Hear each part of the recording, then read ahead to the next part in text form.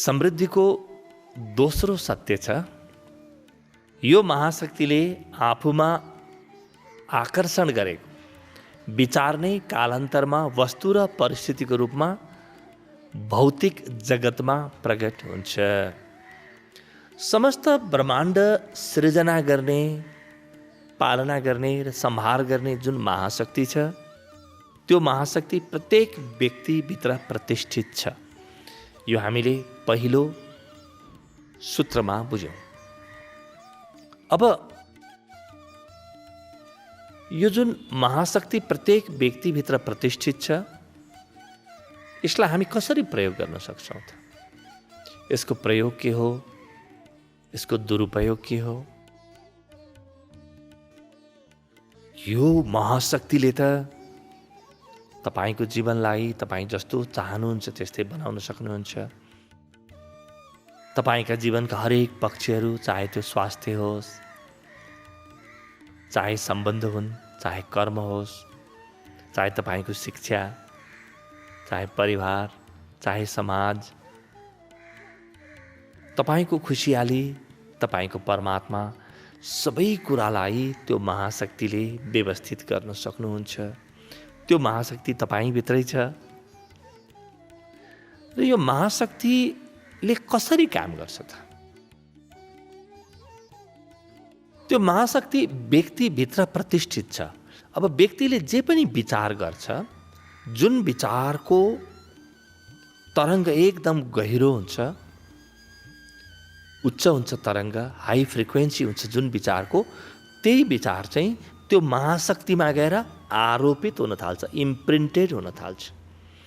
र त्यो महाशक्तिले जुन विचारलाई आफूमा आकर्षित गर्दछ, अथवा व्यक्तिले जुन विचारलाई लगेर त्यो महाशक्तिमा आरोपित गर्दछ अथवा महाशक्तिमा रोप्दछ, ठिक त्यही विचार नै कालान्तरमा त्यो व्यक्तिको जीवनमा वस्तु र परिस्थितिको रूपमा भौतिक जगतमा प्रकट हुन थाल्छ। ब्रह्माण्ड विचार हो।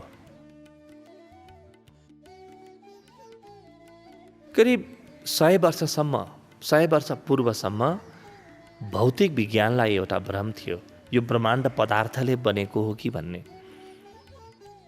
तर भौतिक विज्ञानले यो भ्रम तोडेको 100 वर्षभन्दा बढी भयो र भौतिक विज्ञानले पत्ता लगायो कि समस्त ब्रह्माण्ड वस्तुले बनेको छैन, विचारले बनेको छ, थट्सले बनेको छ, एनर्जीले, शक्तिले बनेको छ, त्यही विचारको शक्तिले बनेको छ जहाँ पनि।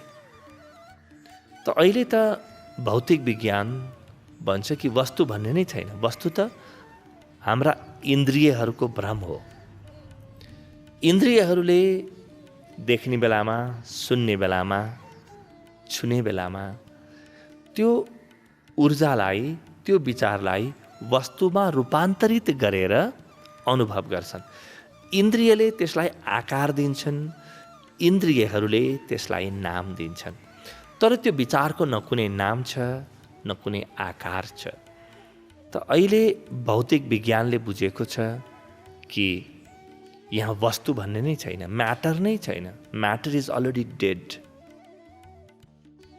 करिब 150 वर्ष पहिले जर्मनीका विख्यात दार्शनिक फ्रेडरिक नित्सेले घोषणा गरेका थिए, गॉड इज डेड, भगवान मरिसक्यो।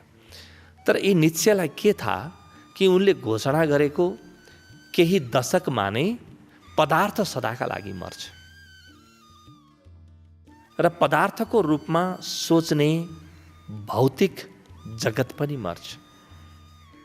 उनले गॉड इज डेड भनेका थिए, तर केही दशकमा वैज्ञानिकहरूले म्याटर इज डेड भनेर घोषणा गरिदिए। वास्तवमा म्याटर इज डेड भन्नु गलत हो, किनभने म्याटर जन्मेकै छैन त डेड कसरी हुन्छ?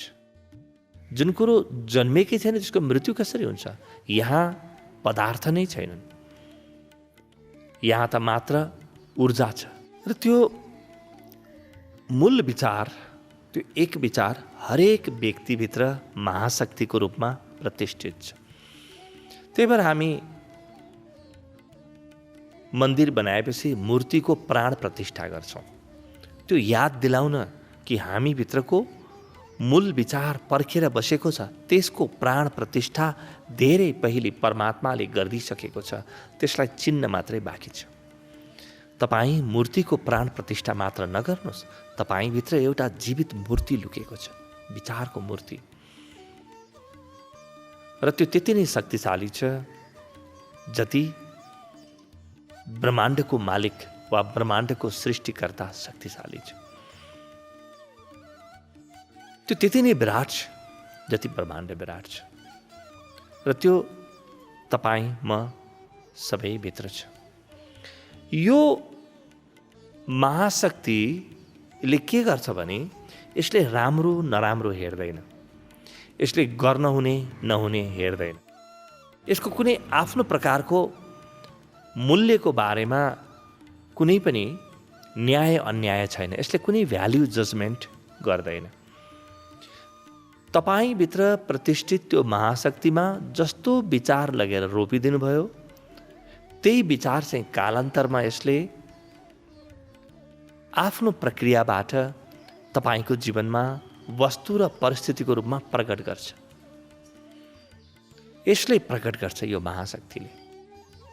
त तपाईँले जुन विचार गरिराख्नु भएको छ त्यही विचार नै तपाईँको महाशक्तिले ग्रहण गर्छ।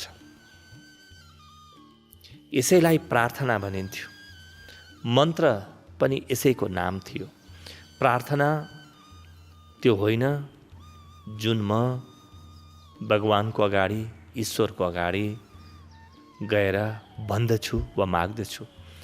प्रार्थना त त्यो हो जुन मभित्र सतत रूपमा चलिरहेको छ। यदि म यो कुरा मेरो हो भन्छु, त्यो कुरा मेरो बन्न थाल्छ। म सक्दिनँ भन्छु, म नसक्ने बन्न थाल्छु। म सक्छु भन्छु, म सक्ने बन्न थाल्छु। मेरो प्रार्थनाकै प्रकट रूप यो मेरो जीवन र यो समस्त भौतिक जगत हो। हरेक व्यक्तिले आफ्नो संसार आफूभित्र बोकेर हिँड्छ। हरेक व्यक्ति आफ्नो संसारको निर्माता आफू स्वयं हो। र निर्माण कसरी गर्छ?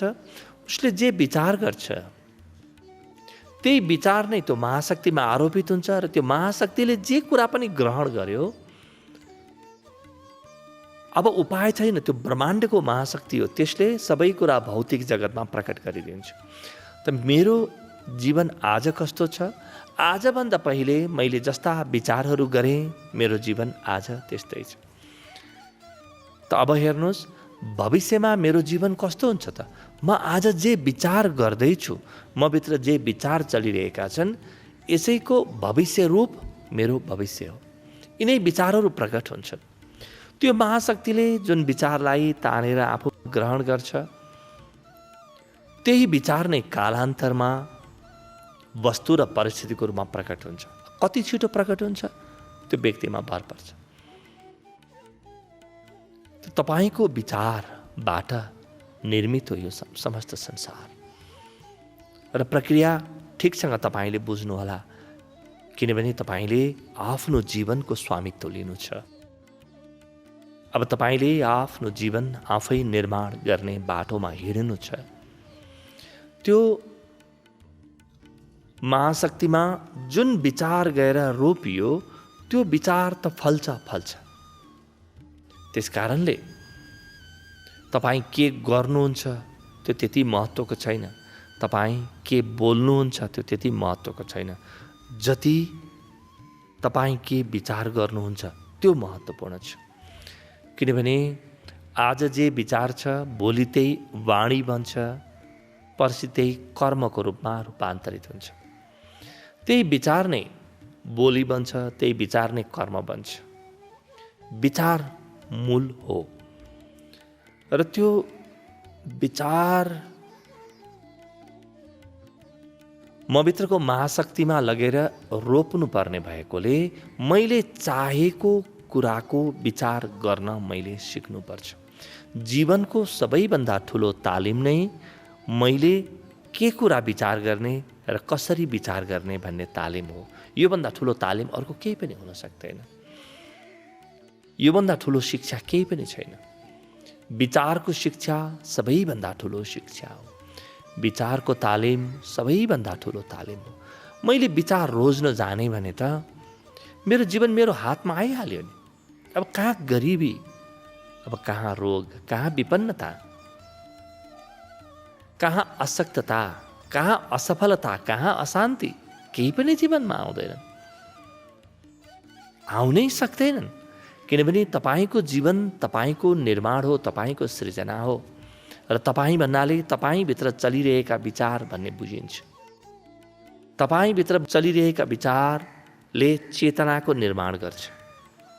ती विचार चेतनाका अलग अलग रूप हुन्। ती विचारले जस्तो आकृति लिन्छ तपाईँभित्र, तपाईँको संसार पनि त्यही आकृतिमा ढाल्दै ढाल्दै ढाल्दै त्यो विचारले त्यस्तै बनाइदिन्छ। त्यसकारणले तपाईँभित्रको मूर्ति कालान्तरमा बाहिर प्रकट हुने हो। अब तपाईँको जीवन तपाईँको हातमा आयो। तपाईँको जीवन अरू कसैको हातमा छैन। तपाईँभित्रको महाशक्तिसम्म पुग्न सक्ने क्षमता कसैको पनि छैन। अब यहाँनिर मनुष्य परम स्वतन्त्र छ। यहाँनिर मनुष्य परम बलवान छ। मनुष्यको बलको अगाडि भगवानको पनि केही चल्दैन, कसैको केही चल्दैन। त्यसकारणले जो मनुष्य जाग्यो उसको ताकत, उसको शक्ति अदम्य हुन्छ। कसैले दमन गर्नै सक्दैन, कसैले रोकेर रोकिनै सक्दैन। तपाईले आफ्नो जीवन आफ्नो हातमा लिनुभयो भने अब पुग्यो।